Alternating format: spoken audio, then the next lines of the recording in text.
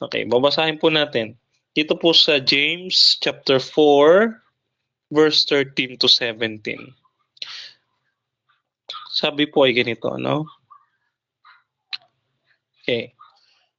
Sabi dito, magsiparito kayo ngayon, kayo'y nagsasabi, ngayon o bukas ay magsisiparoon kami sa ganung bayan. At titira kami doong 1 taon at mangangalakal at magtutubo. Kayo nga hindi nakakaalam na mangyayari bukas, ano ang inyong buhay? Kayo nga'y isang singaw na sa sandaling panahon ay lumilitaw at pagkadakay napapawi. Sapagkat ang dapat ninyong sabihin ay kung loloobin ng Panginoon ay mga bubuhay kami at gagawin namin ito o yaon. Datapwat ngayon ay magmapuri kayo sa inyong mga pagpapalalo. Ang lahat ng mapagmapuri ay masama.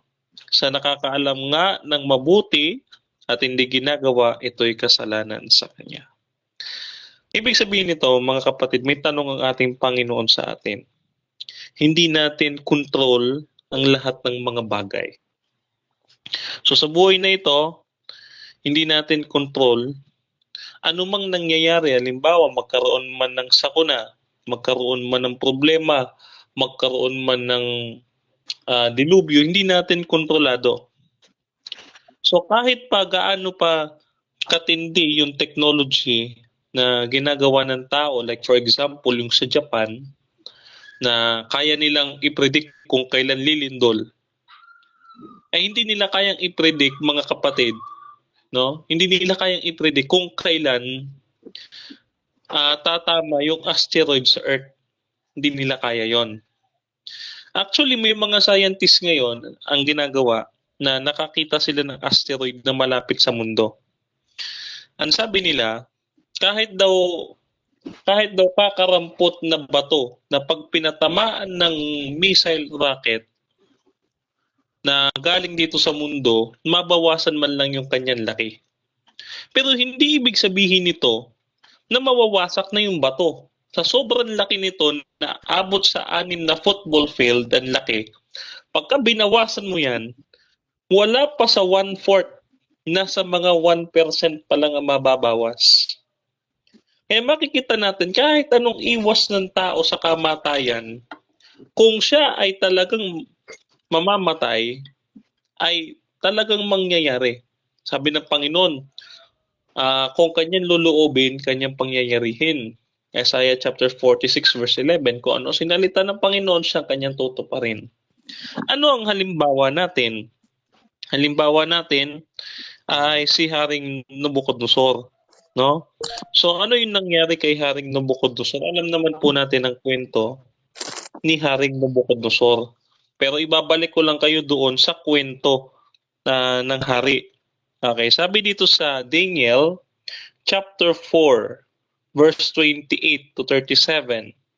Lahat ng ito'y sumapit sa Haring Nabucodonosor. Sa katapusan ng 12 buwan ay lumalakad siya sa palasyo ng hari sa Babylonia. Ang hari ay nagsalita at nagsabi, hindi ba ito ang dakilang Babylonia na aking itinayo na pinakatahanan, hari, sa pamamagitan ng lakas ng aking kapangyarihan at sa kaluwalhatian ng aking kamahalan? Samantalang ang salita ay nasa bibig pa ng hari, ay may isang tinig na nanggaling sa langit na nagsasabi, O Haring Nabucodonosor, sa iyo'y sinalita, ang kaharian ay mahihiwalay na sa iyo. At ikay palalayasin sa mga tao at ang iyong tahanan ay mapapasama sa mga hayop sa parang. Ikaw ay pakakainin ng damo na gaya ng mga baka at makapitong mangyari sa iyo hanggang sa iyong malaman na ang kataas-taasan ay nagpupuno sa kaharian ng mga tao at ibinibigay sa kanino man niyang ibigin. Nang oras ding iyon ay natupad ang mga bagay kay Nabucodonosor at siya'y pinalayas ng mga tao at kumain ng damo na gaya ng baka at ang kanyang katawan ay nabasa ng hamog ng langit. Hanggang sa kanyang buhok ay lumagong parang balahibo ng agila at kanyang mga kuko ay parang mga kuko ng ibon. Okay. At sa katapusan ng kanyang kaarawan, no, akong si Nabucodonosor ay nagtaas ng aking mga mata sa langit. Ang aking unawa ay nanumbalik sa akin at aking pinuri ang kataas-taasan at aking pinuri at pinarangalan ko siya na nabubuhay magpakailanman.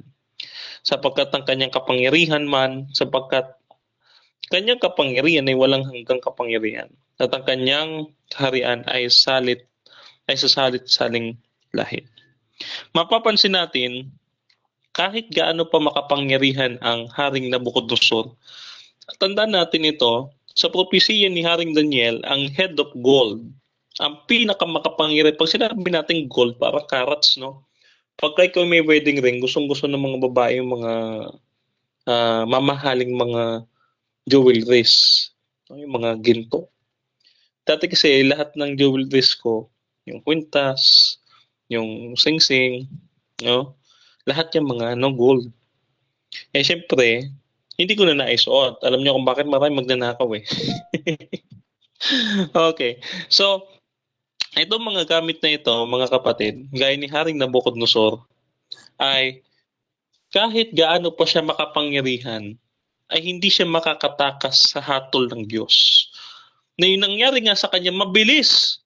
No? Sabi sa araw ding yun, di ba napansin ninyo? Nang sabi, nung magsalita ang tinig sa langit, Haring Nabucodonosor, ihihiwalay sa iyong kaharian. Anong nangyari? Nahiwalay nga sa kanya nung araw ding iyon. Napansin nyo, ganun kabilis. Kapag ka nagsabi ang Diyos, ito mangyayari, pangyayarihin niya. At mga kapatid, makikita natin, ano yung dapat nating matutuhan dito? Ang sabi dito sa Colossus 3:10, ang sabi, at kayo'y nangbihis ng bagong pagkatao na nagbabago sa kaalaman ayon sa larawan niyaong lumalang sa Kanya. Ibig sabihin nito, tayo ay dapat makatulad yung ating imahe sa ating Panginoon. Ano yung ating Panginoon? Siya ay kontrolado. God is in control. Therefore, ano yung tinuturo ng Biblia sa atin? Ang turo, ang sabi dito, tayo ay templo ng Diyos. Unang Korinto 3:16. Sinibaga ninyo, nalalaman na kayo'y templo ng Diyos at ang Espiritu ng Diyos ay nananahan sa inyo. So magkaroon tayo ng a little theological dito. Meron tayong tinatawag na Greek chiasm. No, may nagtanong sa program kagabi ng Greek chiasm ng Mark chapter 2 verse 27, yung ang Sabat ay ginawa para sa tao at ang tao ay para sa Sabat. Ipagpalagay din natin yan dito. No? Ang sabi diyan, hindi ba ganinyo nalalaman na kayo templo ng Diyos? Mapapansin natin, itong unang pangungusap na ito, hindi ba ganinyo nalalaman na kayo'y templo ng Diyos? So, yung kayo ay tumutukoy sa ating katawan at yung yung Diyos diyan ang tinutukoy sa ikalawang pangungusap, etong espiritu, no? Abay, at ang espiritu ng Diyos ay nananahan sa inyo. So, maliwanag, ang tinutukoy na templo yung ating katawan at yung naninirahan sa atin ay ang espiritu. Interchangeably ganyan. No? So, lagi silang magka-mirror. Pag sinabi nating mirror, makikita mo yung sarili mo. Parang ito, pareho lang siya ng thought. Pero pinagdalawang pangungusap. Sabi diyan, hindi ba ganinyo nalalaman na kayo'y templo ng Diyos at ang Espiritu ng Diyos ay nananahan sa inyo? Di ba parang pareho lang? Ang ginawa lang, idinetalye na ito palang Espiritu Santo nananahan sa inyo, kayo'y templo ng Diyos. Okay, pwede naman natin sabihin ganung isang salita, bakit dinalawa pa? Kasi nga, meron tayong ang literature dito ni Paul, siya ay Pharisee. So yung aklat ng kautusan ni Moses, ng mga awit at ng mga propeta, katulad niyan yung kay Daniel at saka sa mga awit na pinag-aaralan natin, meron yan tinatawag na chiasm, no? Yan, nasa Sabbath school natin yan, nung pinakaunang, nung January, chiasm, no? So, ayun yung pattern nila sa pagsusulat. Anyway, balik tayo sa ating pinag-usapan, no? Kaya nga sabi ko, tayo dapat ay makatulad sa Diyos na lumalang sa atin. Meron siyang control sa lahat ng mga bagay. Therefore, dapat ang tao may control din sa lahat ng bagay. Saang bagay yan, mga kapatid? Sabi dito, katulad nito, si Apostol Pablo pa rin ang magsasalita. Sabi niya dito, Unang Korinto 10:31. Kaya kung kayo nagsikain man o magsiinom man, o anuman ang inyong ginagawa, gawin ninyo ang lahat sa kaluwalhatian ng Diyos. Mapapansin natin, dahil tayo templo ng Diyos, ang unang bahagi nito, no? Unang bahagi kasi siyempre may iba ka pang gagawing pag-iingat sa katawan, halimbawa mag-gym, inom ng vitamins. Ang sabi dito, kumain ka man o iinom, gawin mo ito sa kaluwalhatian ng Diyos. 'Di ba? Napansin niyo yung binasa natin yung James chapter 4 kanina. Sabi, ang nakakaalam na mabuti at hindi niya ginawa, ito'y kasalanan sa kanya. Therefore, kung hindi mo inalagaan yung katawan mo sa pamamagitan ng pagkain ng pag-inom, kasalanan mo 'yun. Kasalanan mo 'yun hindi lang sa sarili mo kundi maging sa Diyos na nag-utos na huwag kang kakain ng ganito. Huwag mong inumin 'yan, bawal 'yan. Tayo, naalala ko, kapag bata tayo, sinasabi ng magulang natin, ay bawal soft drinks, bakit uminom ka ng soft drinks? Yan. Naalala ko lang. Okay, so dapat meron tayong control sa ating sarili. For example, kadalasan ito. Kadalasan ito, no? Yung ating galit. Yan, madalas tayong madaling magalit eh. Parang ako.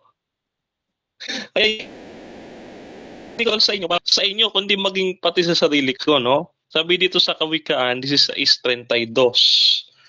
Siyang makupad sa paggalit ay maigi kaysa sa makapangyarihan. At sa nagpupuno sa kanyang diwa ay maigi kaysa sa sumasakop sa isang bayan. So, ang Diyos, ang sabi niya dito sa Kawikaan, itong ipinararating niya kay Haring Solomon. Si Haring Solomon kasi ang nag-aano dyan sa Kawikaan. Ito, sabi niya, yung makupad, ano yung sabi sa makupad? Yung mabagal. Yung mabagal sa pagkagalit ay maigi pa sa makapangyarihan.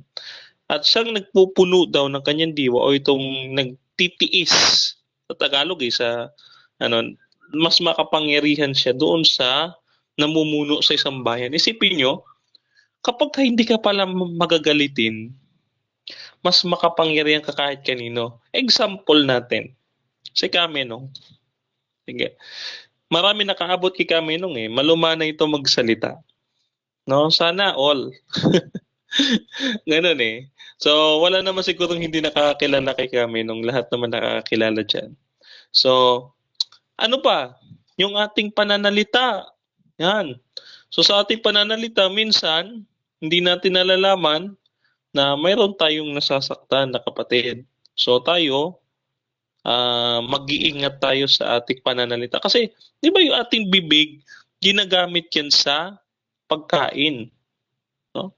Hindi lamang yan, ginagamit lang din yan sa pagsambat, pagpuri sa Panginoon. So, gagamitin natin yan sa panlait, no? Sa pag-aalipusta ng ating kapwa, no, sa pagchichismis, gagamitin natin 'yan. Masama 'yun mga kapatid. Hindi dapat 'yun. Kumbaga, hindi ito nararapat na gawin sa templo ng Diyos na hayaan natin na itong bagay na ito ay mangyari sa atin. Kaya sabi ng Biblia, kailangan meron tayong disiplina. Okay. 2 Timothy chapter 1 verse 7. Sabi dito, sapagkat hindi tayo binigyan ng Diyos ng espiritu ng katakutan, kundi ng kapangyarihan at ng pag-ibig at ng kahusayan. Sa ibang salin, mapapansin natin dito sa Magandang Balita Biblia, mas madiin ito. Sapagkat ang espiritong ibinigay sa atin ng Diyos ay hindi espiritu ng kahinaan loob, kundi espiritu ng kapangyarihan, pag-ibig at pagpipigil sa sarili. May control, mga kapatid. Kailangan self-control tayo. Even si Apostol Pablo, sabi niya kay Timoteo 1:8. Ayan. At Titus chapter 1 verse 8. Sabi diyan, bukas ang tahanan sa panauhin. Maibigin sa kabutihan, mahinahon, makatarungan, may kabanalan at marunong magpigil sa sarili. Ayun naman pala. Kapag ka tayo nagpapakabanal, tayo ay nagpipigil sa ating sarili. No, mapapansin natin. At sabi ng ating Panginoon sa Matthew chapter 15, sabi niya dito, 'di ba, ang tagpo dito, yung kumakain sila ng tinapay, ang sabi ng mga Pariseo, wag kayong kumain ng tinapay nang hindi naguhugas ng kamay. Sabing ganyan. Ngayon, sabi ng Panginoon, ang marumi ay hindi yung lumalabas. Sabi niya, yung ano, sabi niya, hindi daw yung lumalabas sa ano ng tao, kundi itong lumalabas mula sa bibig. No, kasi minsan, yung yung nasasabi natin, kung ano yung iniisip natin, sabi nga kabig ng dibdib, yan din ang sinasabi ng bibig. Yan. Mukhang na iba yung kasabihan ng mga ano. Pero yun, kung ano yung sinasabi ng isip mo, yun yung lalabas sa bibig mo. Halimbawa, galit ka. Galit na galit ka. No? Dati ganyan ako eh, palamura ako eh. Bawat salita, talaga may mura. Hindi matatagal hanggang doon sa dulo. Oo, may mura talaga. So, kahit pag magugulat ka, nagmumura ka rin, di ba? Ayan. So, tinanggal ko 'yan. Kasi naintindihan ko tong message ng Panginoon eh. Di ba? Kaya ang sabi, uh, Proverbs 21, 23, we should guard our mouth. Bakit daw bantayan yung ating bibig? Dahil, baka kung ano man sabi mo.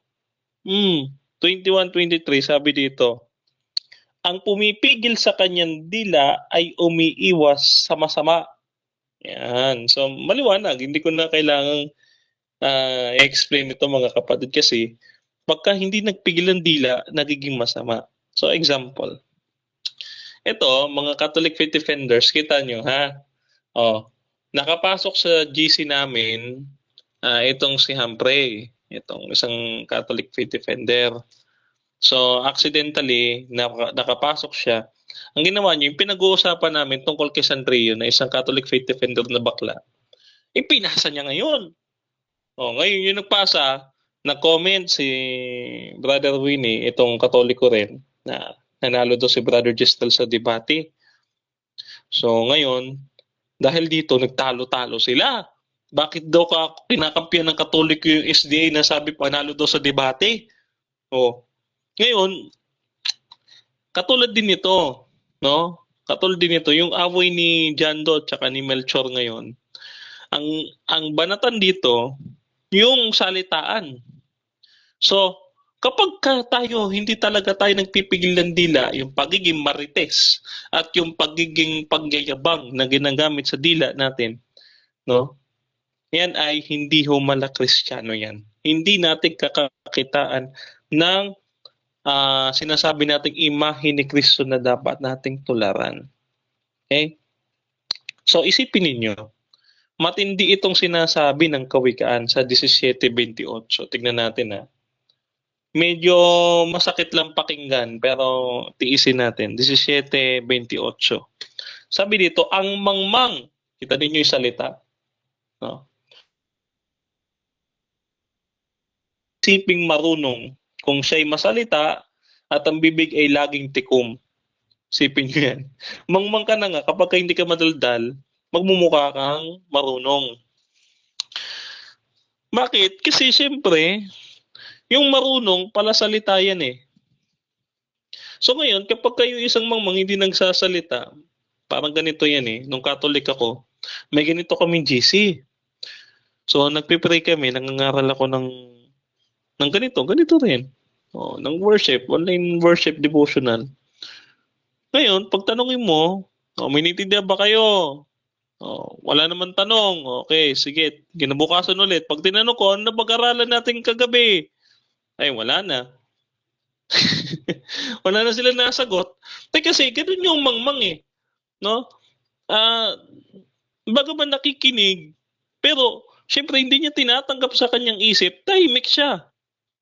So mamaya kapag may hindi nagsalita dyan, na joke lang.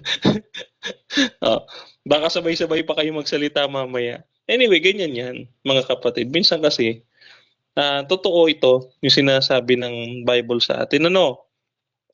So, katulad pa nung sinasabi ng James chapter 4 verse 11 to 12. Ano kaya sinasabi nito? Okay. Sabi nito James chapter 4 verse 11 to 12. Ayan. Mga kapatid, huwag kayong magsiraan sa isa't isa. O, wag daw ha. O, ang namiminta sa tumahatol sa kanyang kapatid ay namiminta sa tumahatol sa kautusan. At kung hinahatulan mo ang kautusan, hindi ka na tagasunod ng kautusan, kundi isa ka ng hukom nito. Ang Diyos lamang ang nagbibigay ng kautusan at siya rin ang hukom. Tanging siya may kapangyarihan magligtas at pagpahamak, ngunit ikaw, sino ka upang humatol sa iyong kapwa? Napakalinaw, no? Napakalinaw. Okay. So, maging yung ating isip, no, ay dapat kontrolin din natin. Philippians chapter 2, verse 5. Sabi diyan, okay. Sabi dito mga kapatid, naway magkaroon kayo ng kaisipan na tulad naman kay Kristo Jesus. Maliwanag doon, dapat yung ating isip ay katulad ng ating Panginoong Heso Kristo. Yan. So maliwanag yan. So Romans chapter 12 verse 2, be transformed by the renewing of your mind. Okay? So huwag kayo daw makikitulad sa takbo ng sanlibutang ito. For example, sila sila ng trabaho, kayo naman, dapat tayo mga Kristiyano, may time tayong magsimba, may time tayong mag-pray, may time tayong mag-devotional, may time tayong mag-worship. Yung iba kasi dito sa mundo to, ang ginagawa nila, sabi ko nga sa dati kong sermon dati. Sabi ko, ang tao pagkagising trabaho, kain, trabaho, break time nila sa trabaho, tapos may pag-usap sa kausap, tapos trabaho na naman. Pagka-uwi, trabaho pa rin, tapos matutulog. Ganun na naman siya. No? Wala siyang time sa Panginoon. Huwag tayo tutulad sa ganun. No, dapat control natin lahat ng mga bagay. And lastly, mga kapatid, makikita natin, no? God is in control of all things. Okay?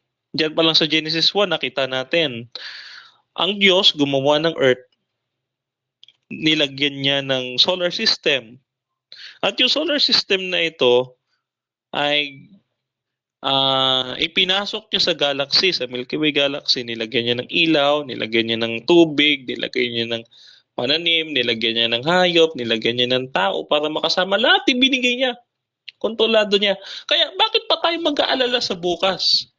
Kontrolado ng Diyos ang nangyayari. No? Ang Diyos ang nagdudulot ng lahat ng mabuti. Okay? Ang Diyos, hindi tayo ipapahamak. Kaya kailangan magta-trust lang tayo sa Kanya. Romans chapter 8 verse 28. Sabi diyan, alam natin na lahat ng bagay, ang gumagawa ay yung Diyos para sa ikabubuti na nagmamahal sa Kanya, silang mga tinawag ayon sa Kanyang layunin. Kita ninyo, ginagawa ng Diyos ang lahat ng mga bagay para dun sa nagmamahal sa Kanya.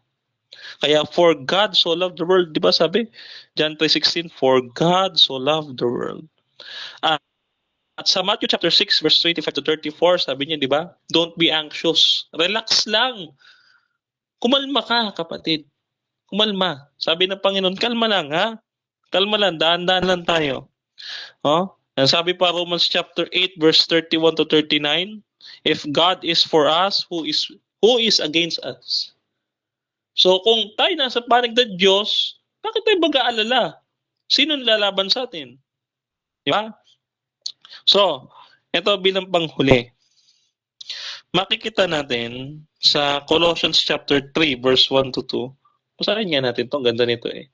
Colossians chapter 3 verse 1 to 2. Sabi dito, binuhay kayong muli na kasama ni Kristo, kaya pagtuunan ninyo ng isip ang mga bagay na nasa langit na kinaroroonan ni Kristo na nakaupo sa kanan ng Diyos. Ang mga bagay na panlangit ang isa-isip ninyo, hindi ang mga bagay na nasa panlupa. Bakit kaya? No?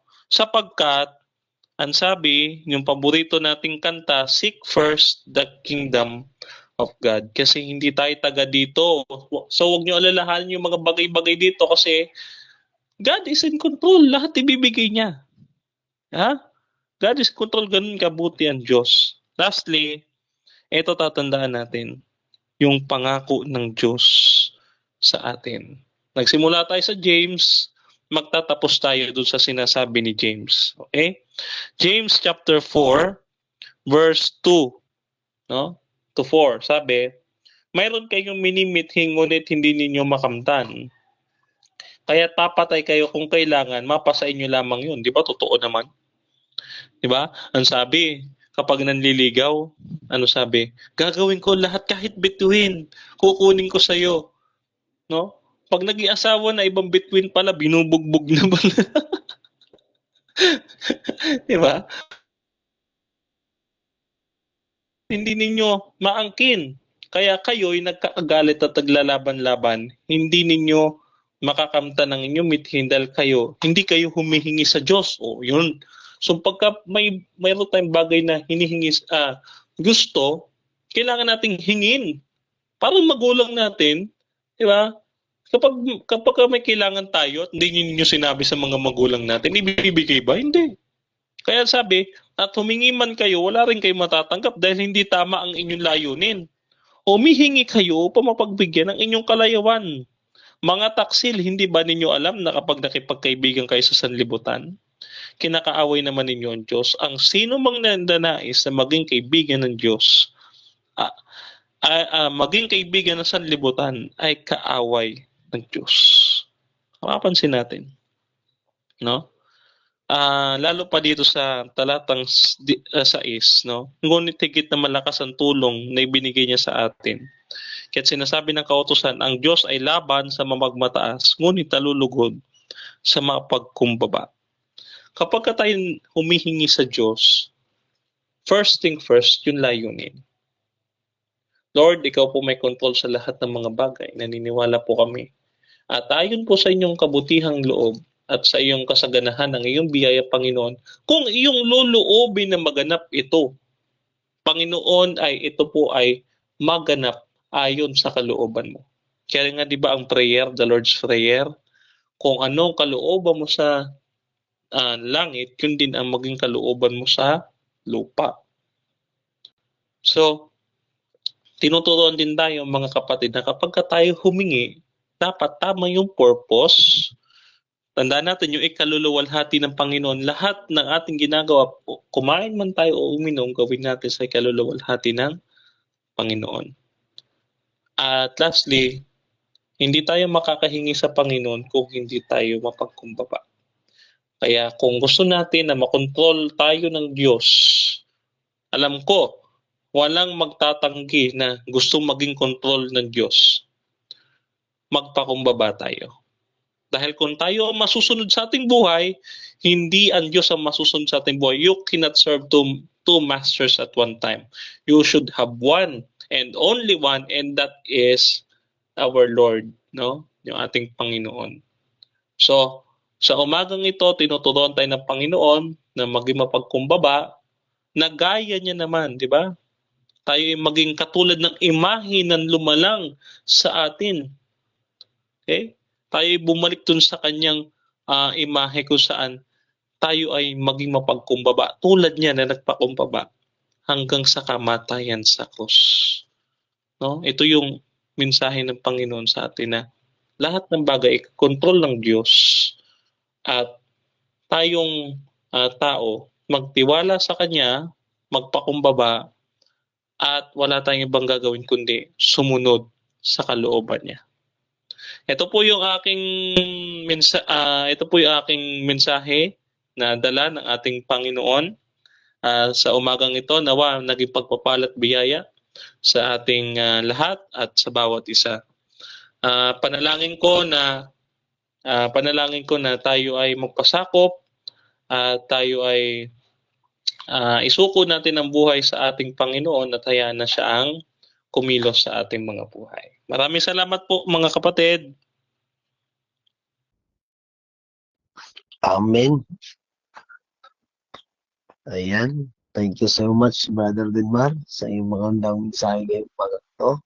Na nawaay atin ang pati sa at mga kapatid ay yung mensahe na yun mga kapatid ay makalagdag sa atin lalo na sa pag-alert sa atin araw-araw sa ating mga gawain, ano? Mga lalo na sa ating mga pananalita, mga kapatid ko. At lalo na, alam nyo naman, araw-araw tayong may kasalimuha. Kaya ating nanadalangin sa Panginoon na guide niya tayo at kailangan natin lumapit din sa Kanya, mga kapatid. Kailangan natin siya na siya yung una at sa tulong naman ng Espiritu ay gagawa tayo, mga kapatid. Kaya ngayong umaga ito, maraming salamat, Brother Denman. At God bless sa iyo dyan, bro. At ngayon ay aking ibibigay ang ating magre-reflection. Ano? At ating ibibigay siguro ang reflection. Unahin natin si Kuya Roberto kasi siya yung nauna nagpatas ng kanyang kamay. Ating ibibigay Kuya Roberto. Kuya Roberto, good morning po. Bibigay ko sa iyo yung panahon, Kuya. Good morning mga kapatid. Bilang mga anak ng Diyos, dalawang bagay lang ang tinuturo sa Biblia. Na yung ating isip, kagaya ng isip ni Kristo, at yung ating puso, pinaninirahan ng Banal na Espiritu. Kapag tayo po ay kontrolado ng Diyos ang puso at isip, nakikita sa ating buhay yung ating binabasa. Na si Kristo sa edad na 30.5 years, wala tayong nakikitang mapagmataas. Wala tayong nakikitang siya ang may-ari ng universe.